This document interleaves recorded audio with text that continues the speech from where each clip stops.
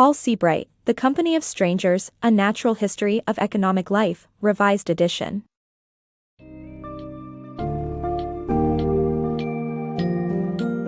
Dive into the fascinating world of The Company of Strangers, A Natural History of Economic Life, Revised Edition, by Paul Seabright, which explores the evolution of trust and cooperation in modern society. Learn how humans transitioned from viewing strangers with suspicion to trusting them in various aspects of our lives, such as using public transportation, engaging in commerce, and seeking professional services. Understand the development of the global economy, the phenomenon of tunnel vision, and the benefits of risk sharing, specialization, and knowledge accumulation. Through this summary, you'll gain insights into the factors that induce interdependence in our world today, the role of states in promoting trust, and the challenges facing this great experiment begun 10,000 years ago.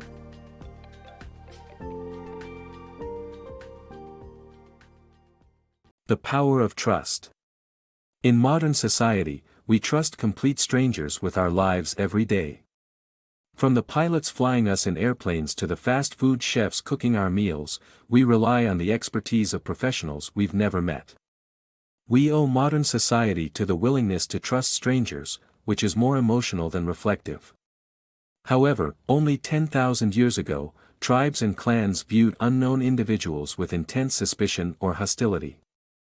The development of agriculture brought about a period of cooperation that lasted for just 2.5 minutes on a 24-hour clock that began ticking when human evolution diverged from the apes.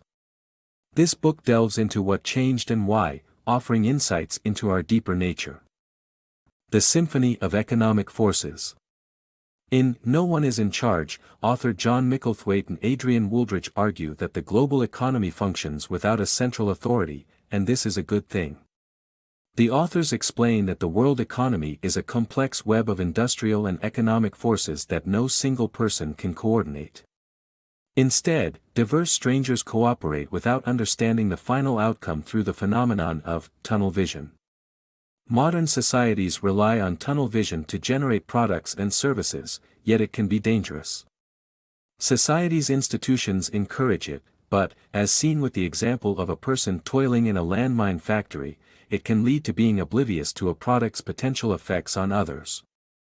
This argument is further illustrated through the production of a simple shirt, which represents a combination of economic and industrial forces from multiple countries. The author's overall message is that the global economy may seem chaotic, but the sum of its parts creates an efficient system that benefits society. The power of size in human evolution. The study of human evolution suggests that large populations and complex social systems evolved together for three primary benefits. First, sharing risk helps individuals reduce their risk of being unable to acquire necessary resources. Secondly, enhanced specialization allows societies to use their areas of competitive advantage and import goods they cannot produce locally. However, specialization can lead to unemployment and other risks. Finally, knowledge accumulation contributes to overall knowledge and its transmission, which gains market value when translated into profit. These benefits explain why large populations are better able to support specialist areas, lowering individual risks and enhancing overall societal efficiency.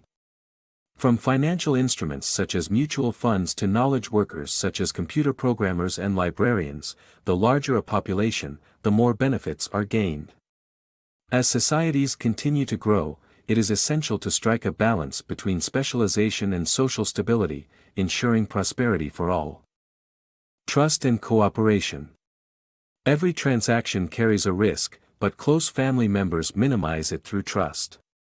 However, in a complex society, cooperation goes beyond family ties.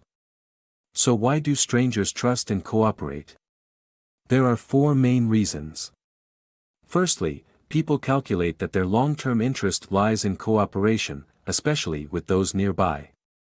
Secondly, people hope for future cooperation from those they have assisted in the past and repay kindness with generosity.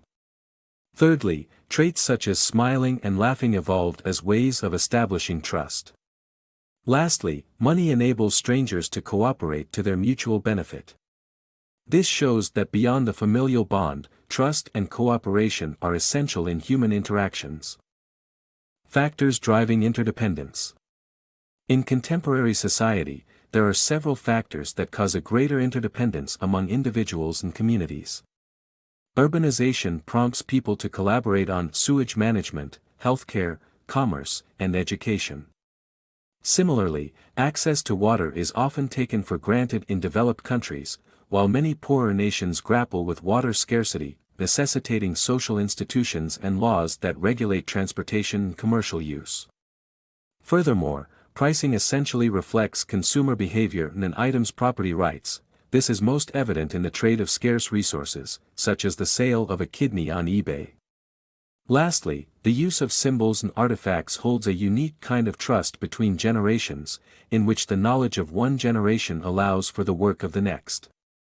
Large group success, on the other hand, results from superior and flexible strategies, often causing family firms to be scaled up.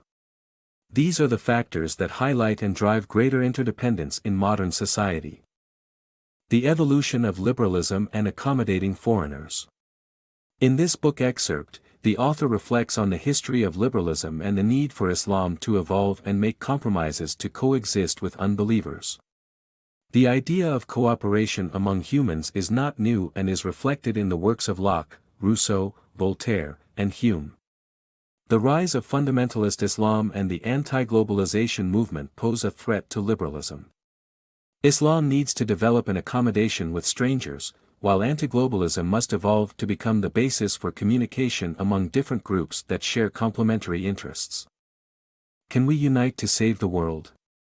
In this technological age, can we overcome poverty, war, disease, fundamentalism, and environmental degradation to save our planet? The answer depends on three questions: can states survive, effectively promote trust among their citizens, and nurture trust among nation-states themselves? The U.S. must realize the need for trust-building institutions, both domestically and internationally, and support the very institutions that constrain its power to survive and thrive in the future.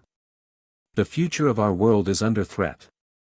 Poverty, war, disease, fundamentalism, and environmental degradation are looming threats that can destroy our planet. However, technology has brought us together, allowing us to communicate with people across the globe. But this same technology has also given rise to those who violently campaign for their own interests. The success of the great experiment that began 10,000 years ago depends on whether states can survive and continue to demonstrate organizational superiority over other entities such as religious orders and terrorist organizations. Although states are likely to continue, rebel forces control entire areas of some countries. To effectively promote trust among citizens, states must actively support trust-building institutions, ensuring that members of different denominations, tribes, nationalities, or parties can trust strangers. In addition, it's essential to nurture trust among nation-states themselves. Unilateral U.S. action is seen as a grave miscalculation, and despite its power, the U.S. still needs other nations' support to ensure its citizens' security, especially abroad. For example, other nations must press China and India to address world environmental issues.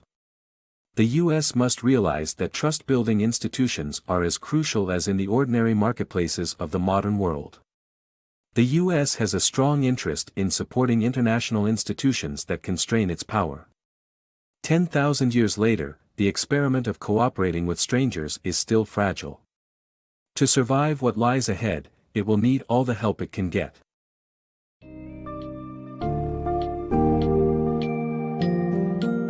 In Paul Seabright's The Company of Strangers, we have examined the incredible journey of human cooperation with strangers, from its early days to the intricate web of trust that underpins modern society. This book highlights the importance of calculated best interest, anticipated reciprocity, signals of social trust, and the invention of money in promoting trust among unrelated individuals. The unique challenges that are faced by today's globalized world, such as fundamentalism, environmental degradation, and the role of technology, emphasize the need for trust-building institutions at both the national and international levels. As the great experiment continues to unfold, nurturing trust and cooperation will be vital for tackling the complex challenges of our interconnected world.